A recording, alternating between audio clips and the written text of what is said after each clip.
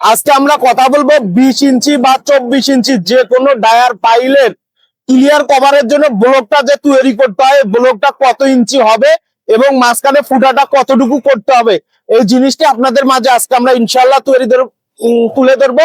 আপনাদের সাথে আছি আমি প্রকৌশলী Rifat Haider, founder and CEO Rifat Haider building consultant. আপনাদেরকে যদি আমাদের ব্লকটি দেখাই, এই পাইলের ক্লিয়ার কভার হচ্ছে 3 ইঞ্চি।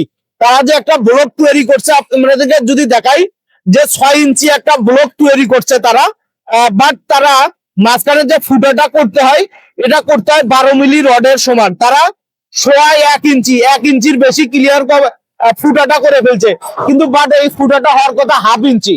তো দেখেন ফুটাটা করার কারণে আমাদের ক্লিয়ার কভার হয়ে গেছে কত, ক্লিয়ার কভার হয়ে গেছে 2.5 ইঞ্চি, ক্লিয়ার কভার হয়ে গেছে 2.5 ইঞ্চি, কিন্তু এটা হওয়ার কথা 3 ইঞ্চি। তো আপনারা অবশ্যই ব্লক যখন ইউজ করবেন, ইউজ করার পূর্বে এই ব্লকটি মেপে নিবেন যে আপনার 3 ইঞ্চি ক্লিয়ার কভার আছে কি না।